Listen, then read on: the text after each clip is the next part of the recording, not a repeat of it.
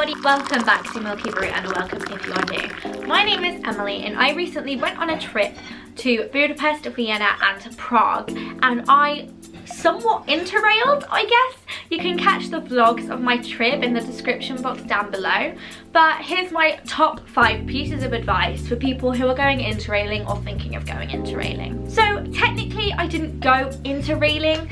Well, I guess I did. The definition of interrailing is subjective. By some people's description, I probably didn't go interrailing. I flew to Budapest, travelled by train between the 3 cities, and then flew home from Prague. It was only 3 cities, so it wasn't as much as an interrailing trip, but I went by train to multiple Eastern European cities, which I feel is a very interraily thing. On top of the vlogs, I also have videos for each city giving either my 5 pieces of advice or top recommendations of things to see and do. So if you're going to one of those 3 cities, do check out that video as well because that might be helpful for you. I'm going to start off with piece of advice number 5. The smaller your travel party, the better. I went on holiday with 3 other girls, and whilst I love them and we had a great time, honestly, it was too big. Whilst it was good because we got Airbnbs, which made the cost considerably cheaper, it did mean that we had 4 people that all wanted to do different things in the cities, and we only had 3 days there. Whilst it did work out, there were times when it was tense and there were arguments and we weren't really sure what we were going to do. It was kind of touch and go because we all wanted to do different things and we hadn't actually made any solid plans because it was so difficult to organise us all getting together beforehand. It was also harder to get seats together on the trains, and whilst it was good to have a bigger group when we went on nights out because it meant that if it was kind of dead, there were 4 of us, we could all have fun together, we brought more of a party.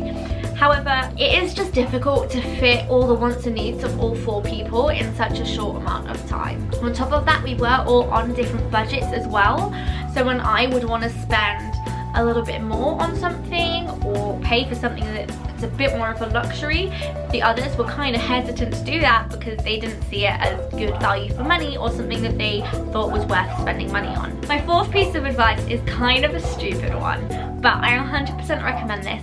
Go to a McDonald's in every single country that you visit. Honestly, it's one of my favourite things to do when I go abroad is to go to the supermarkets and to go to McDonald's because they exist in every single country.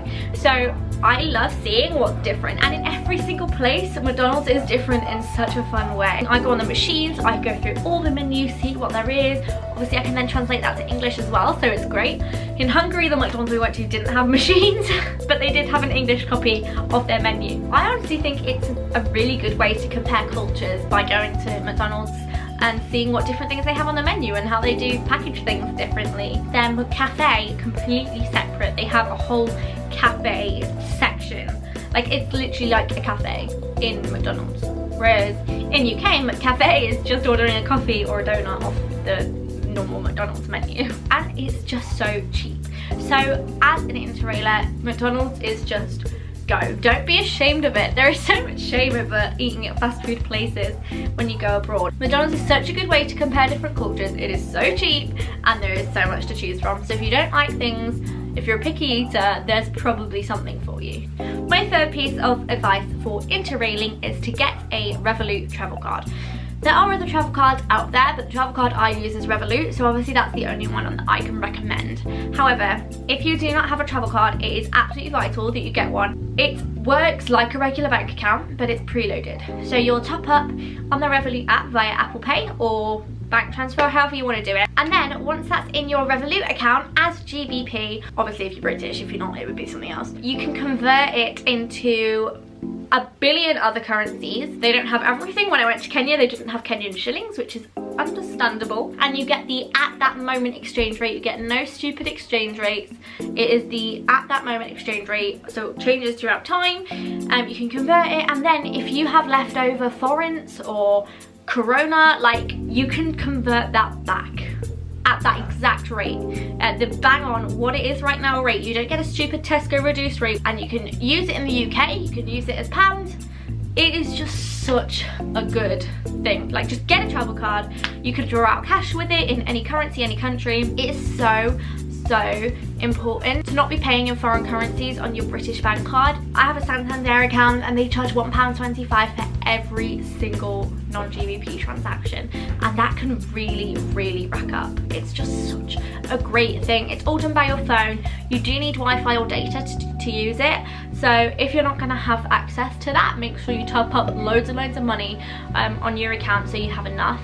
But I mean, you can just go to a McDonald's and find a Wi-Fi and see where you're at, and on top of that you can freeze your card, you can report it as lost and stolen and deactivate it, all from your phone. It tells you whenever something gets spent on it, and it can be used online as well, so it is really good. My number 2 piece of advice for an interrailing trip is to not go to Vienna. It's a lot less young people friendly, it's a lot of museums, and the main thing for me is that it's really expensive. If you're interrailing, it's most likely that you are young and you are on a bit of a budget.